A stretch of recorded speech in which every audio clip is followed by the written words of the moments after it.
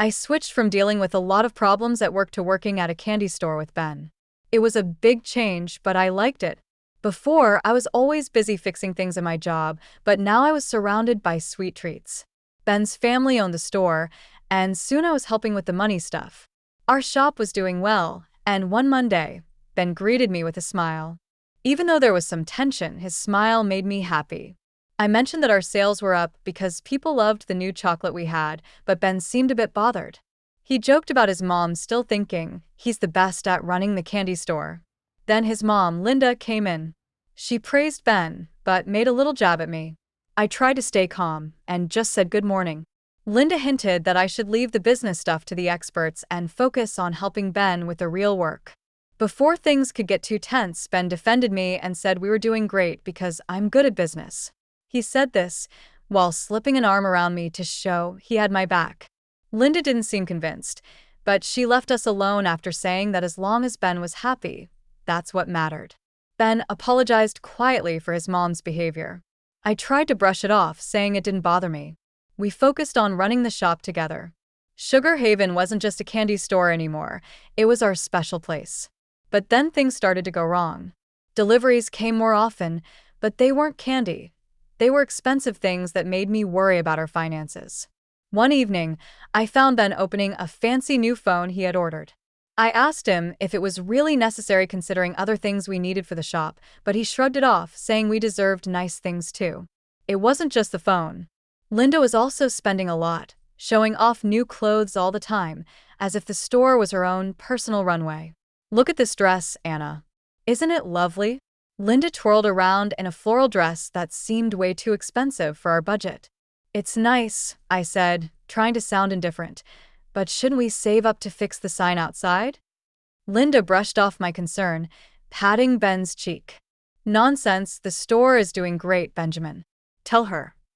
Ben, who was only half paying attention, agreed with his mom. Yeah, we're doing fine, Anna. Don't worry. But worry was exactly what I did. Every time I checked our finances, I saw the numbers didn't add up. Doing great wasn't the term I'd use when our profits were being eaten up by personal spending. I'm just saying we should be cautious. I brought it up again later that week as we looked at our finances. Maybe we should set a budget for personal expenses. Ben looked at me like I'd suggested something absurd. A budget? Come on, Anna, we're not that bad. And it's not like you to be stingy. That word stung. I wasn't being stingy. I was being sensible. It's not about being stingy, Ben. It's about being smart. We have to think about the future of Sugar Haven. He didn't seem to hear me, already scrolling through a website for another purchase. You worry too much, he said, half distracted. It'll all work out. Things took a turn when Linda decided to bring in extra help. It was a Tuesday, our inventory day, and I was knee-deep in organizing candy jars when she walked in with a girl who couldn't have been older than 20. Anna, this is Tessa, Linda announced proudly. Tessa, dear, this is Anna, my son's assistant. I straightened up, wiping my hands on my apron. Nice to meet you, Tessa, but I'm actually the co-manager here. Tessa smiled, but it didn't quite reach her eyes. I've heard a lot about you. I'm really excited to be part of the team. I glanced at Linda, whose smug look told me she hadn't consulted Ben about this new hire. What exactly will Tessa be assisting with? I asked, trying to keep my tone friendly. Oh, she's going to help out with the business side of things. You can only do so much after all, Linda said, dismissing my concerns with a glance at my inventory list. I nodded, still confused. All right, well, we have a system here, so I'll have to bring her up to speed. It didn't take long for me to realize that Tessa's idea of helping out involved more hovering than actual work. When I saw the salary Linda had set for her, I was shocked. Ben, can we talk? I cornered him later that day in the office. Sure, what's up? He asked, not looking up from his computer. It's about Tessa.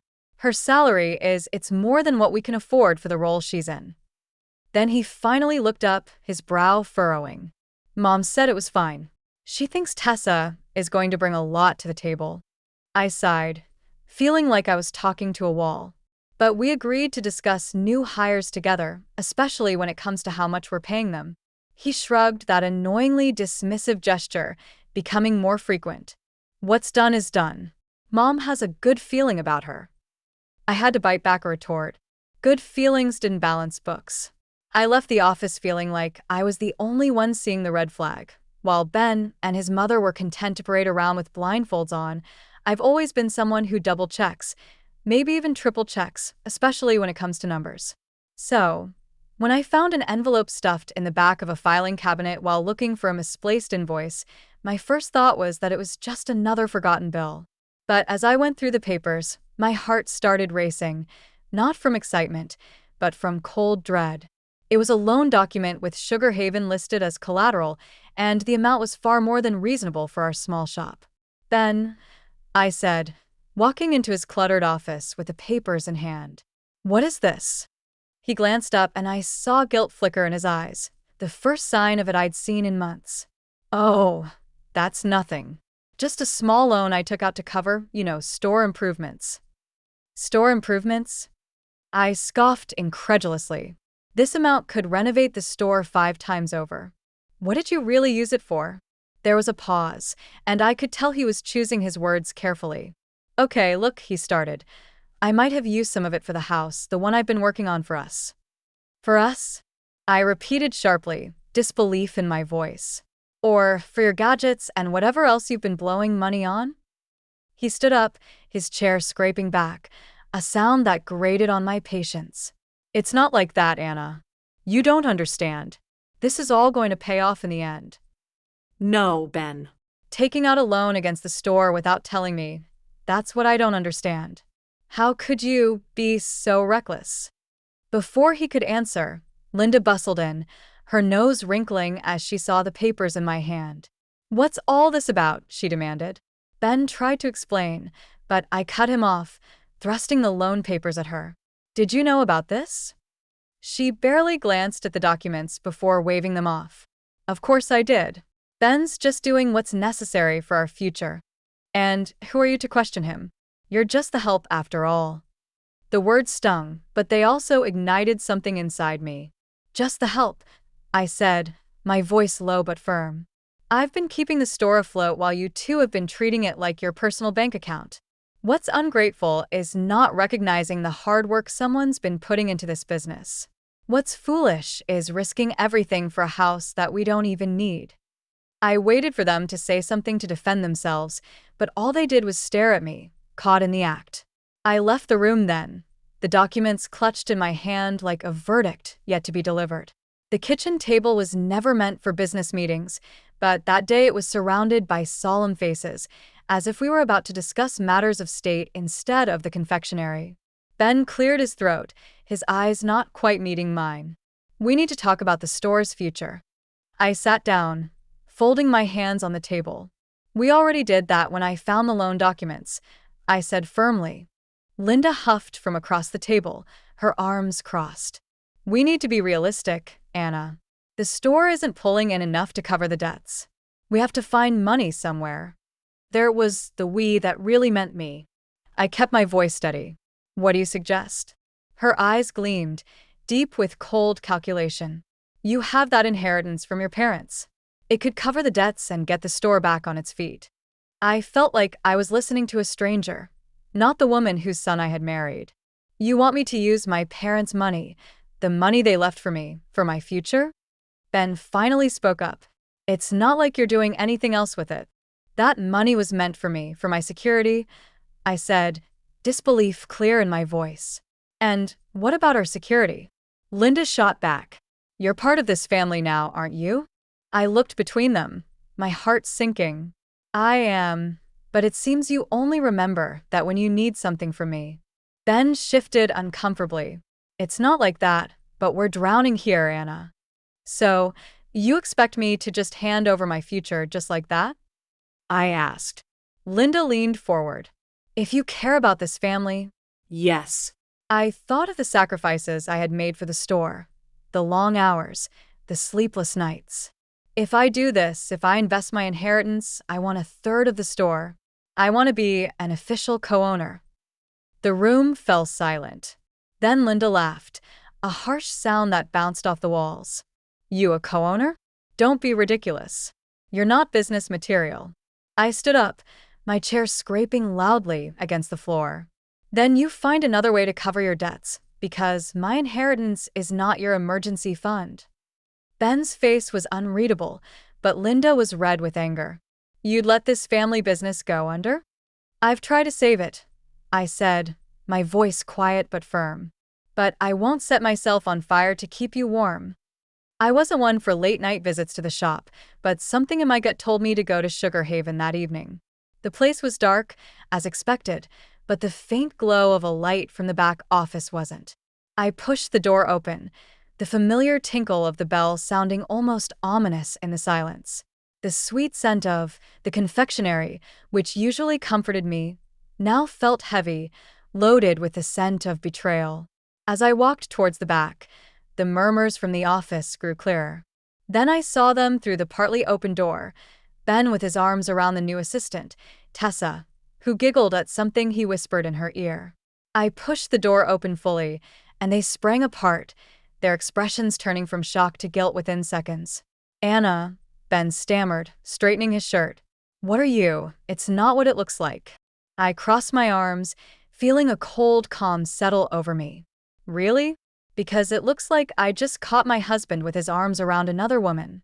Tessa was smoothing her hair back, looking anywhere but at me. We were just going over inventory at midnight. With the inventory in your arms, I said, my tone dry. Ben's eyes were pleading now. Anna, please, you're blowing this out of proportion. I laughed, short and humorless. Am I? Because from where I'm standing, it looks pretty clear to me. He took a step toward me, and I held up a hand. Save it, Ben. I don't know what's worse, the cheating or the pathetic lies. Tessa finally spoke up, her voice small. I'm sorry, Anna. I didn't mean for any of this to happen. I looked at her, really looked at her. Young, naive, and caught in the web of a man who couldn't take responsibility for his actions. You should be. And you should also be looking for another job. Then protest was immediate. You can't fire her for this. I turned to him, my resolve stealing over me. I can and I will. And I'll be looking for a good lawyer in the morning. His face paled. Anna, please, let's talk about this. There's nothing to talk about, I said, cutting him off. You've made your choices. Now you get to live with them. I didn't wait for his response. I walked out of there with my head held high, the sound of Ben calling after me fading into the background. The morning after I caught Ben was bright, a stark contrast to the mood in our home. I'd spend the night at my own place, the one I kept as a rental property. As I sat at the kitchen table, my phone buzzed with a message from Ben. I considered not even reading it, but curiosity got the better of me. It was a photo of a bank letter addressed to Ben, with the words "Final Notice, Immediate Repayment Required" standing out. Beneath it, he typed a message. We need to talk. This is serious. I typed back a simple, on my way, and got ready to face the music. When I arrived at the confectionery, Ben and Linda were already there, pacing like caged animals. Linda spotted me first, her expression seething. Decided to show up? She snapped as I walked in. I nodded, holding her gaze. You wanted to talk? Ben held out the letter to me. The bank's coming down hard. We could lose everything. I scanned the letter.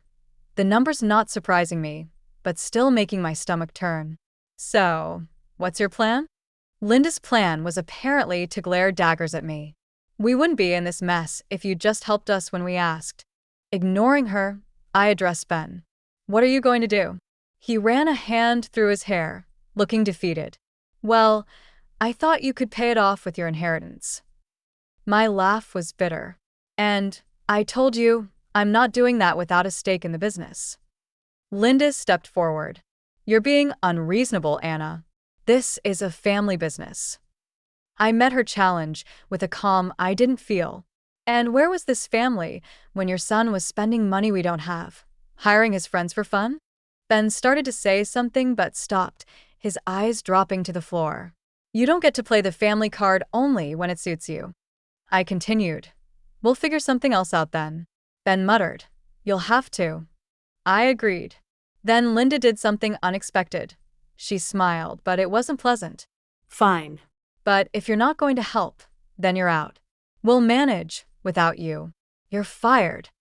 I stared at her, letting the silence stretch out before I matched her smile with my own. Okay. Their surprise was almost comical. Just like that? Ben asked, his voice incredulous. Just like that? I confirmed. But I want you to know I took photos of you and Tessa. I have records of all the money you've wasted. If you think you can fire me and sweep all this under the rug, you're wrong. Linda's smile vanished. You wouldn't dare. Oh, but I would.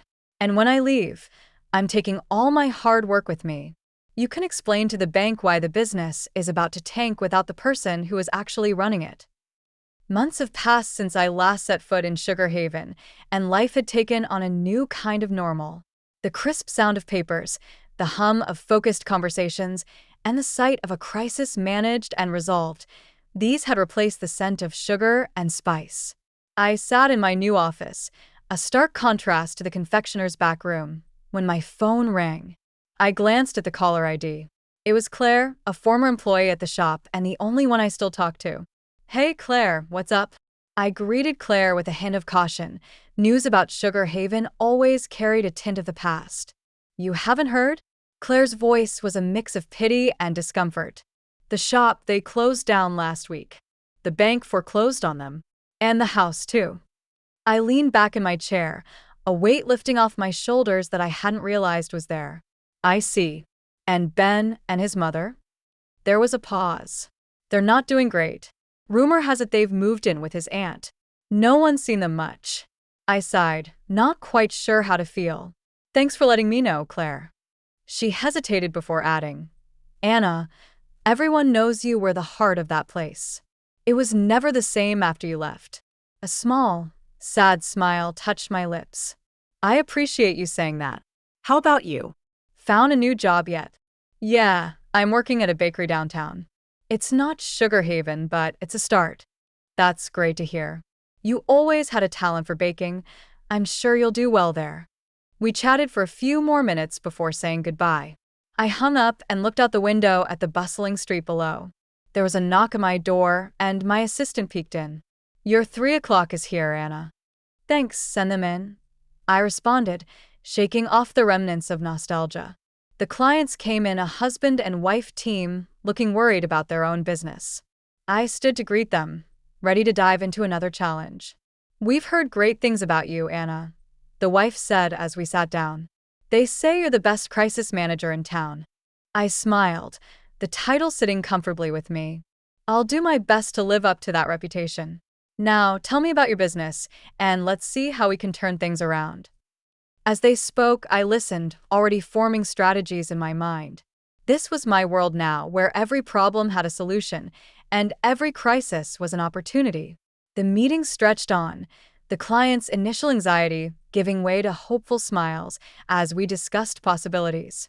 They left with a renewed sense of purpose, and I turned back to my desk, my heart lighter than it had been in a long time. In the end, I realized that sometimes the sweetest outcomes come after the most bitter trials, and the future was mine to create, one careful step at a time.